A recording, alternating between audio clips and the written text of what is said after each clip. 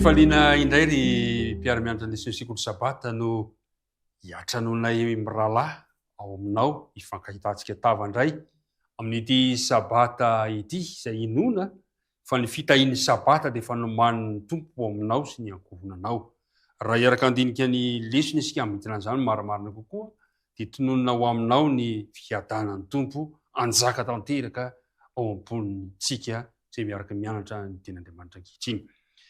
Miarabany namako eto ihany koa tafahoana amin'izao fotoana izao ny lesona fahatelo mitondra ny lohateny avinavina na fanetretena no iarahantsika mandinika milohan'izay nefa dia ndeha hiaraka hivavaka isika.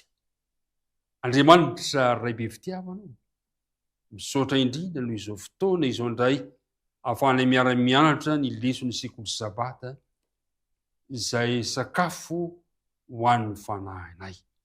Tomoera tompo aty am-ponay amin'ny faneno masina mba hampianatra anay izany teny izany ary aoka ny tsy fahatanteranay rehetra mba ho kosehanao ka tonga ny sabata mba ho fifaliana sy fitahiana ho anay ihany koa. Dia mitenena Jehovah ho fafonina iainanao zahay. Tononona saingan-tanana mivavaka amin'anarana Jesosy. Amen. Amen. Ny andinina atao tadiana no anomboantsika izao tenika voalohany izao. Andinina namako ato no asaintsika manatanteraka izay andinina atao tadiana izay. Avinavina na fanetretena fa izay rehetra manetry tena manantra tena no ahetry ary izay manetry tena no asandratra.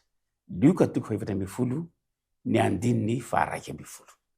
Mahafinaritra sy efa sy mahazatra antsika izany andiny tsoratra masina izany. Avinavina na fanetretena. Isika rehetra dia efa samy nahafantatra olona mpiavinavina. Ny olona mpiavinavina dia mihevitra ny tenany fo zavatra mihevitra ny tenany lehibe, mihevitra ny tenany tsy mety diso. Indray mandrakariva nefa isika dia variana mijery ny hafa foana fa aleoloha mba ny tenantsika no anontania voalohany manahoana ny amintsika ety. Manahoana ny amiko, manahoana ny aminao fa ny zavatra azo antoka mpiara-mianatra namana dia samy mitolona mity avinavina avy ty avokoa isika rehetra. Ary amin'ny fotoana tsy ampozinao dia mety tafalatsaka anatin'ny avinavina ianao. Vina tokoa moa le hoe avinavina. Ny avinavina dia araka ny fandinan'ny mpandinika maro samihafa dia hoe fihetsem-po izy io. Fihetsem-po izay mahatonga olona anankiray iny fa manan-danja kokoa na tsara kokoa noho ny hafa izy. Kanefa fihetsem-po tsy azo ianteherana. Tsy azo ianteherana ity avinavina ity. Ho zaraintsika roa ny dinika fanaovana eto androany. Tsy ho asaroantsika ny resaka fa ny fizarana voalohany dia ireo ohatra ny avinavina. Ary ny faharoa dia ny ohatra ny fanetrentena. Zay no resantsika. Milohany jerena izay zavatra dia andeha avy hatransika hijery hoe andeha ho jery taiza no ny andohany ty fiavina vonana ity ahoana ny fisehoana izay avinavina izay tamin'ny voalohany. Miarabantsika rehetra miara-mianatra ny lesona amin'ny teny ity ary mirary ny fitahian'ny tompo amintsika. Mahafinaritra le fanahiny hoe taiza moa izy tino ny anomboka. Ny voalohany indrindra zany raha nianatra lesontsika dia azadino tsara fa i Losifera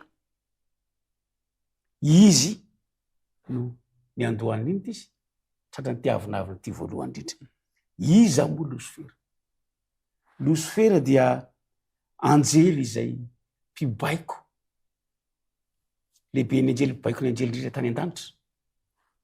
Ary izy zany tratrany ty avinavina ity satria naniry iny izy ny toeran'Andriamanitra.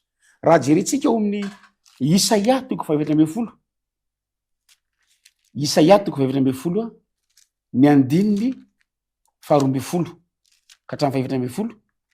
Endre latsaka avy tany an-danitra ianao ry ilay fitarikandro, zanaky ny maraina, voakapa enjera amin'ny tany ianao ilay mpandripaka firenena.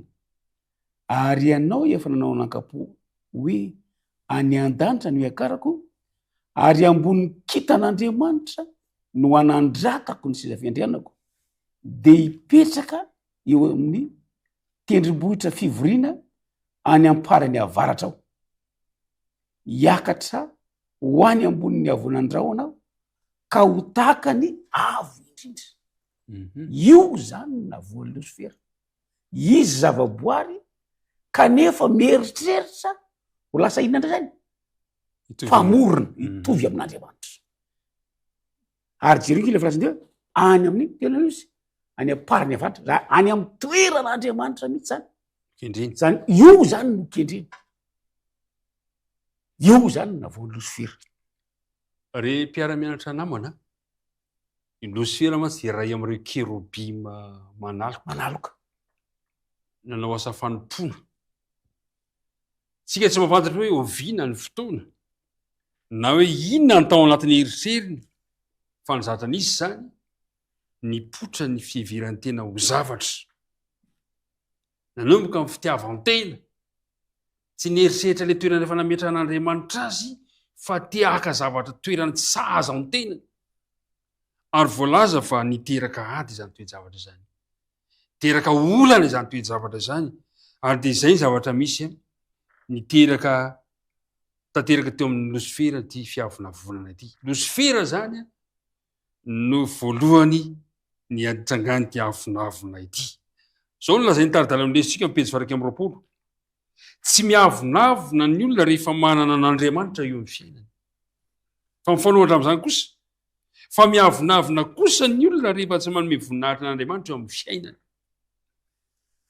Losifera zany azo antoka fa tamin'ny fotoana izay nieritreretany akantoeran'Andriamanitra efa tsy teo intsony ny fifandraisany efa nanomboka ny ena fifandraisany tamin'Andriamanitra. Ary zay ny zava-doza tokony moeritreretintsika lalina. Tena mifanohatra amin'ny toetran'i Jesosy izy io raha ny voalazany lesona. Losifera zany tia anandran-tena hitovy amin'Andriamanitra. Fa Andriamanitra indray amin'ny lalan'i Jesosy dia naniry tena hitovy amin'izy, hitovy amintsika olombelona. Eny ho hatramin'izay farany ambany indrindra izay ka hatramin'ny fahafatesana azy. Zay no voalohany amin'ity fizarana voalohany ity ho resantsika. Eo ihany koa anefa taonjato maro tateo aoriana. Inona indray ny zavatra nitranga ohatra ny avonavona anankiray izay nitranga teo amin'ireo akaiky an'i Jesosy. Eritrereto hoe ianao io akaiky an'i Jesosy, miara-dia aminy ianao, miaraka amin'ny fampihinana manta sy ny masaka aminy ianao, mahita ny fahagagana ataony, fanasitrana ataony. Inona ny zavatra nitranga tamin'izay fotoana izay taty aoriana elabe, inona ny zavatra niseho teo amin'ilay mpianatra Jesosy. Mahafinaritra ny lesona, satria na ny mpianatra Jesosy ary dia tratra miainko tratra ny avonavona. Nefa eritrereto hoe nandritra ny tolotona mahery no niarahany tamin'i Jesosy, ny anarany tamin'i Jesosy, ary voatsela akory ary no nalasa ny tongotra izy ireo Jesosy, nilaza taminy fa tsy maintsy ho faty eo ambony hazo fijaliana. Dia ny zavatra nisy dia zao, rehefa tsy teo kely Jesosy dia niova mihitsy ny resaka. Ary voalaza ny Lioka 2:20 ary Lioka 2:20, Lioka 2:20, ary nisy koa fifandirana tao aminy ny am'izay anankiray aminy hatao lehibe. Efa niaraka tamin'i Jesosy isan'andro izy nandry ny 3 taona mahery. Ao anatin'ny fotoana fara zay izy anaovan'i Jesosy n'inona izy fanavotana dia mbola nanome ohatra ho azy ireo any Jesosy satria nanasa ny tongony. Fa tsy tsapana izy ireo. Tsy tsapana. Fa ny zavatra niazakazany tao anaty lohany dia hoe rehefa lasa Jesosy dia izy amintsika zany lehibe. Izy zangamba no mety kokoa. Ary le araka le andininy teo niteraka fifandirana tahaka ny avonavon'ny Losifera tany am-piandohana any amin'ny Apokalipsy 2:12 nitranga ny ady. Eto indray zany zao nisy fifandirana azo antoka fa tsy moramora ny fifandirana. Tsy moramora satria samy te ho lehibe ka. Hoe zany ho akaiky indrindra fa ianao. Ary io mitranga eo amin'ny fiangonana io, mitranga eo amin'ny fiarahamonina misy antsika io, mitranga eo amin'ny firenena io, samy te ho lohany, samy te ho lehibe daholo. Dia raikitra miseho ny fifandirana. Ry mpiara-mianatra namana isany, zava-doza ity toe-javatra izay nitranga tamin'ny mpianatra ity. Ary voalaza ny lesona amin'ny pejy 520 lesona fa tsy misy zavatra tena mampalahelo an'Andriamanitra sy mampitoza ny fanahin'ny olona tahaka ny avonavona sy ny fiverantena zavatra. Ary amin'ny fahotana rehetra mahazo ny olona io tsy misy fanantenana indrindra ny fanasitrana anazy. Loza zany ry mpiara-mianatra namana isany. Loza izany raha azo atao re andao mba ialana ity toetra miavonavona ity, satria tena manafitohana an'Andriamanitra, tena manafitohana tsy araka ny tseken'Andriamanitra izany fiavonavonana izany, indrisy mampalahelo. Fa amin'izao fotoana izao nkena ny mpanompon'Andriamanitra azy tratran'izy io manonona ny tena ny mpanompon'Andriamanitra, kanefa tena tratran'izany fiavonavonana zany. Matahotra sao dia mba izah zany, raha izah zany manana fotoana zao ialako zany, raha ianao zany manana fotoana ialany zany, inona ny fomba ahafahana miala azy dia zao ilainao ny miato mba andinihan-teny ary angataka ny fandokafan'Andriamanitra ny masontsika, ahitantsika ny toetsika marina amin'ity avonavona ity. Ka ialantsika izy io satria tsy toetra n'Andriamanitra izay avonavona izay. Ny avonavona zany dia nitranga ihany keo teo amin'ireo mpianatra. Andao hojerevantsika indray ary ireo ohatra ny fanetretena, satria ny tena mahafinaritra. Ka ahafahanao misafidy hoe izy any tianao, ny toetra miavonavona sa ny toetra manetretena. Ny lesika dia nametraka ohatra telo. Betsaka moa ireo ohatra ny fanetretena anatin'ny Baiboly. Fa ny lesika dia nametraka ohatra telo. Ny voalohany dia mikasika an'ilay roalahy izay nandeha nivavaka nakany amin'ny tempoly. Dia ny faharoa mikasika an'ilay lehilahy malaza anankiray nitarika ny voakan'Andriamanitra niala avy tany Egipta, tsy izy zany fa i Mosesy. Ary ny ohatra ny fanetretena lehibe izay hojerentsika androany dia Jesosy Kristy. Andeha ary hojerevantsika tsirairay ireo ry mpiara-mianatra namana, ahoana ny amin'ireto roalahy izay nandeha nivavaka tany amin'ny tempoly. Mahafinaritra koa ny lesonato satria tena misy ohatra mihitsy izy tena aseho mivantana mihitsy. Jerentsika zany no mitapany voalohany hoe tsy horesantsika angambany amin'ilay fariseo, fa no resantsika dia ny amin'ilay iny izy mpamorietra. Io no resantsika manokana zany eo amin'ny andininy 9:20, ny andininy 13. Rehefa tonga tao am-piangonana zany izy miralahy, dia le fariseo nakaiza ozy kely aloha ery, fa le iny izy le mpamorietra nakaiza tery arina na ny andrandra ny lanitra ary tsy nataony akory, tsy nataony akory. Zao no voalaza fa ilay 9:20, fa ilay mpamorietra kosa nijanona teny lavitra eny sady tsy nety ny andrandra ny lanitra akory, fa nitehatratra ka nanao hoe Andriamanitra mamindrafo amiko. Io zany le fanetretena tena tsapan'ity mpamorietra ty, fa ny izy tsy netiny nataony ka andrandra ny lanitra ary manindry izy tsy vitany, fa nanao ezaka izy, ezaka lehibe hoe niala tany an-trano andeha hoiza andeha ao am-piangonana. Zay zany aloha nafinaritra tamin'izy ity, efa ezaka lehibe zany nataony mpamorietra hoe na dia tondron'olona molotra ary izy satria iny le mpangalatra, iny le mpisoloky. Dia mbola nanao ezaka izy hoe tena tsapako fa mila izy mila n'Andriamanitra amody aho. Azo antoka mihitsy fa nangano hoany mihitsy ny masony hoe tsy mendrika ity, kanefa araka ny teny tao nafinaritra le ezaka hoe andeha ho aiza ihany ho any am-piangonana. Zay le teny Jesosy hoe makanisa aty amiko ianareo.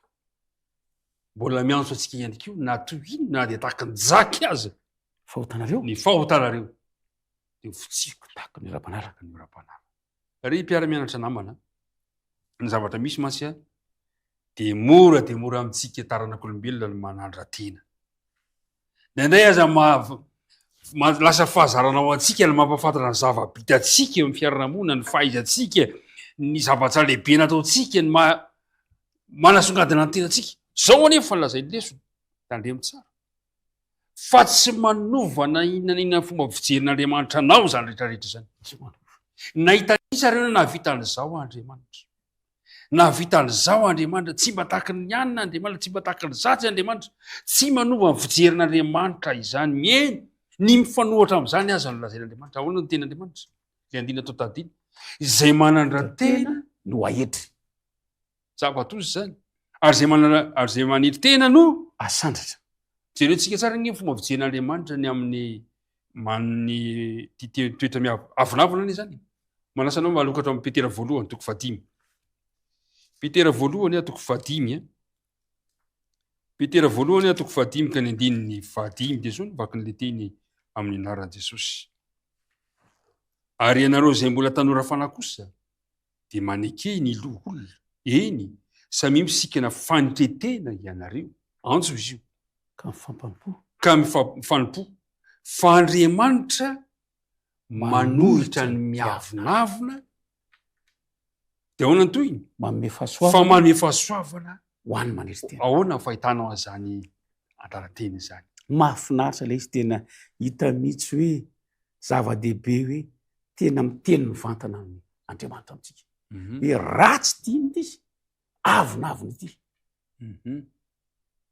ary miresaka mivantana ankizy ho an'ity izy ho an'ny tanora hoe ho anareo tanora manana iny izy fanetry antso le izy antso le izy manomboka ny tena fanetretena rehefa manaiky ny fahotantsika isika ary mangataka kosa ny fanampiany Kristy avy eo de tsy mihevitra ny hafa ho ambany itsika intsony isika inona koa ny zavatra misy tsy tady zay ankasitrahany be somary ary haitsika ny mankasitraka ny hafa ihany kio ary mahay mandray ny fahasoavan'Andriamanitra isika amin'izay fotoana izay zava-dehibe ary tsy vitan'izany fa afaka mizara ny fahasoavan'Andriamanitra amin'ny hafa ny olona maniry tena zany de afaka mizara mizara andeha hijery an'ilay ohatra ny faneritena anankiray isika Mosesy izy ane mo tsy mahafantatra amin'ny Mosesy ilay lehilahy izay natsoin'Andriamanitra hitarika ny vahoakany hiala tao Egypta kanefa milohan'izay nanahoana ny fiainan'i Mosesy ilay ohatra ny faneritena mpanompo naneritena ahoana ny amin'ity Mosesy ity jerentsika kely tantara Mosesy Mosesy zany de zao hoe tao amin'iny ty izy tao amin'ny rentirentina ny lapan'ny Egypta teo anatrehan'ny ny arena rehetra sy ny fahafinaretana rehetra ary ny fiadanana rehetra teo zany Mosesy ary Mosesy de nampianarina rehefa endrina Egyptiana ary voalazany lesona fa Mosesy zany de izy nahay indrindra nahay tamin'ireo mpiara-mianatra aminy zany de hita hoe Mosesy zany mety izy nanana tombo tamin'ny fahaizana sy ny fahendrena kanefa ny zavatra nahafinaritra de zao hoe naleon'ny Mosesy ny safidiny iny ty izy hiaraka tamin'le hiaraka tamin'ny vahoaka tsy moramora zany tsy moramora zany hoe ianao raha am'izao fotoana zao de ngamba hafa mihitsy ny teniny hoe tena olona tsy fantatra zay filaza azy ianao ave olona efa am'lampam-panjakana efa lasa filoham-pirenena avy anao de manary tena ndray manary tena iosina ty amin'ny olona sahirana ty ohatra zay zany le fomba fijery ohatr'zay le sary ohatran'izay le sary kanefa hita mihitsy hoe tsara leny izy lesona andraisy Mosesy re mpiara-mianatra namana isany nomeny atsika izany lesona izany nomeny ny tompo atsika izany tsy hoe nomena fotsiny fanaovantsika fanandramana tena niavaka tokoa teo amin'ny tantara ny fanetretena amin'ny Mosesy tena niavaka lehilahy mahery izy lehilahy manam-pahaizana izy lehilahy manana ny hery sy ny toe-batana afaka ny ompitarika mahatanjaka sy ho malaza izy fa saingy izao ny tendrombohitra no nofidiny ho rindriny ny efitrano ny anarany anyka ny alany ny avinavina tsy nisy lanjany taminy raha oharina mandrakizay ny fahefana sy ny harem-behivavy eto amin'ity tany ity saingy ny mampalahelo firifiry ny olona no manakalo ny fiainana mandrakizay amin'ny aren'ny tany ny aren'ny tany zay mandalo sy misera 70 taona na 20 taona raha tahiny mateza de zao ny voalaza amin'ny Hebreo toko 1:10 andininy 2:20 sy ny manaraka Hébreu 2:4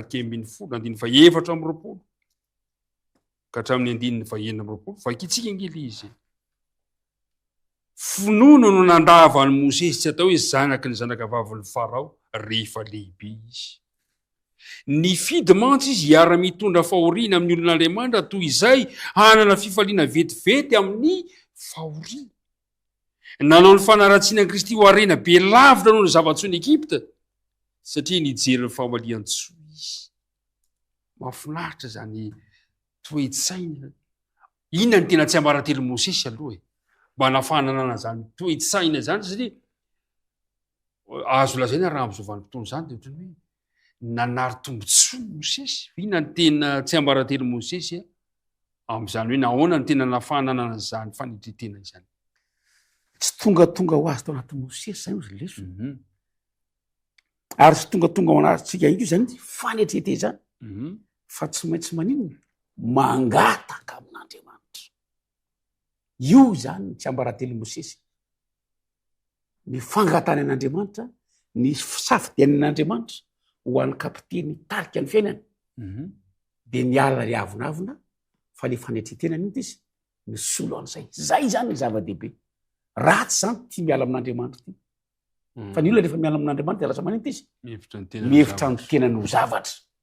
Zany tena dadany. Fa ny fiarana amin'Andriamanitra de anova ny avonavona ananao fanetretena satria zava-dehibe zany. Re mpiara-mianatra namana ilainao ny mifandray mandrakariva amin'ilay Andriamanitra tompontsika. Mosesy de fantatra tamin'izany hoe fanetretenany. Fantatra ihany koa izy teo amin'ny fahalemem-panahy. Nanana ny alemem-panahy Mosesy. Eo am-pandinihana zany fiainana zany de tsy vitantsika rery nefa ny aneritena. Tsy vitanao rery zany. Fa mandrakariva araka tsika teo hoe mora amintsika ny manao hoe zaty izao. Manasa anao mba andinika le tononkira ny fiangonana Adventiste amin'ny laharan-kira 127 ka azona vakina ny 107 fa efatra manao hoe nefa ka lalamafy zany makany Kalvari feno tahotra sy rafy ilay mitondra makary angamba fon'ireo malala ka debainy hoe adala ho lazainy hoe adala ka mangiry fifo tombotsoa sesehena voninahitra asizo laza sosiarena mety laoza Mosesy zany rehetra zany fa misy an'le anankiray tena ohatra ny fanetretena. Andeha ho jerentsika ity lay tena ohatra ny fanetretena faratampony ity de tsy izy zany fa Jesosy. Ahoana indray ny fanetretenan'i Jesosy ka hitarian'ny lesona manao hoe mba jereo izy. Jereo Jesosy. Fotoana zao any an-tanako atsika hitariana antsika banjino Jesosy. Jereo izy. Manahoana ny fanetretenan'i Jesosy. Tsy mbola nisy olona zany teto amin'ity tontolo miainana ty tahaka an'izy. Tahaka Jesosy. Tahaka Jesosy. Zay zany no resaka voalohany hoe tsy mbola nisy. Tsy nisy. Ary mahatsara liry hoe tsy misy tahaka an' Jesosy. Tsy misy tahaka an' Jesosy. Andeha jerentsika ny mahoatra tonga lafatra an' Jesosy. Vakitsika ao amin'ny Filipiana 2:2. Filipiana 2:2 Filipiana 2:2 aoka ho aminareo zao sainy zao izay tao amin'ny Jesosy tao amin'ny Kristy Jesosy koa izay na de nanana ny endrik'Andriamanitra zay dia tsy nataony ho zavatra hofikirina mafy ny fitoviana amin'Andriamanitra fa nofoanany ny tenany tamin'nakany endriky ny mpanompo sy ny nahatongavany ho manam-pitoviana amin'ny olona. Jesosy Andriamanitra nanana ny toerana amboninahitra nisy azy tompon'ireo anjely analikisa no fitiavana sy fitiavananao de nidina tetỳ tany izy nanam-pito. Io zany le tena mahasamihafa azy aloha. Samy hafa mihitsy jereo samy hafa mihitsy. Ny Losifera indray aniry miakatra fa ny Jesosy naninona izy naniry nidina nanetry tena mitovy amin'ny olona. Zay zany ny zava-dehibe ary zay le olona tsara indrindra ny Simon Jesosy ary tsy vita zay koa fa izy nateny jesosy ny fahafateny zay tokony ho azo aho mba hanavotiny antsika zany toetreny fanateny zany raha mibanjina an jesosy tsika isan'andro de olevony zany avonavony zany re mpiara-mianatra namana raha mbola niaraka tamin'i jesosy mpianatra jesosy de zao ny lazany jesosy hoe fa izao de eo aminareo toy izay manompo jesosy tena mpanompo manitry tena jesosy zay manome isan'andro andriamanitra manodidina azy ny fangorahana toy ny olo tsy misy pia fantatra jesosy fa mila azy miroa ny zavatra rehetra ny olombelona i jesosy lay nandao ny lanitra mba ho fatantaranak'olombelona jesosy lay mbola vonina indray mbola ho avy andray atsika fitiavana manitry tena ane zany nanao an'izany rehetrarehetra zany jesosy nanao an'izany rehetrarehetra netiny jesosy ny zavatra rehetra mba amonjena antsika ny fanetretenan jesosy mba hanandratana antsika tadio zany a ny fanetretenan jesosy hamonjena antsika mila mijery an jesosy isika mila mibanjina asika zao no lazay ny lesona rehefa mitodika eo am' jesosy isika de manjary tsinotsinona ny zavatra rehetra indrindra ny fiverantsika ny tenantsika ho zavatra ny mombamomba an jesosy izay nataony sy ny abeny fitiavana no manjary ivo ny zavatra rehetra ao antsika rehefa tena mibanjina an jesosy isika rehefa mibanjina an jesosy izao sy anao de azo antoka fa ho foana ny izao antsika ozy le hira fa inona mimipolo sevajato ampangino ny zaoko mila milefotra isika le mpiara-mianatra manaraka tadio tsara fa tsy afaka nitomba ny fifandraisana amin'andriamanitra isika raha tsy manitry tena ozy le andina atao tadina fa izay manandra tena no ahitry fa izay manitry tena no asanatra andao mba hianarana zany andao mba hanaovana fanandramana zany manitry tena izany betsika ny olona fananao zany fanandramana zany fa tsy fantatra za ve fa mba nanao ianao ve fa mba nanao ianao ve fa mba nahavita andao anaovantsika ezaka zany maka fotoana andinihana ny fiainan jesosy raiso ny baiboly raiso ny penina raiso ny diary raiso ny taratasy midedava toerana manginy dinio zay nataony jesosy ho anao io le filipiana toko faharoa io tena tony kira kanto an'io tena kanto an'io sao de mananambary anao vatra titeny mantsy ianao ny zavatra tiako ambara farany de zao hoe mahafinaritra le mandinika taran jesosy ny tenin'andriamanitra zany milaza amin'ny hebreo toko faharoa amby folo andininy faharoa hoe mijery an jesosy tompony finotsika io zany rehefa andeha hivoaka hitsena ny vehivavy de tsy adinony manindra izy mijery fitaratra fa isika zany am'ty androany ty dia rehefa andeha hivoaka ny trano aza adino ny mijery an jesosy jesosy no ohatra tonga lafatra ao atsika ary rehefa eo am' jesosy isika de miala daholy izany rehetra zany fa lasa mitoetra an jesosy no toetra atsika ny fomba an jesosy no fomba atsika ary ny famindra an jesosy no famindra atsika re mpiara-mianatra namana misaotra n'andriamanitra isika ny am'izany lesona sarobidy izy zany avonavona na fanetretena androany ary raha tsapanao fandriamanitra ireny no afaka manaisotra ny avonavona sy ny fitiavantena ao am-ponao ao dia miatokily aloha de tinoany zao vavaka izao ampetsy faevatra am'roapolo ny lesona misy azy tompo raisy ny foko fa tsy afaka manolotra ho azy ho anao fanananao izy de rizo madio fa tsy haiko nanao manao izany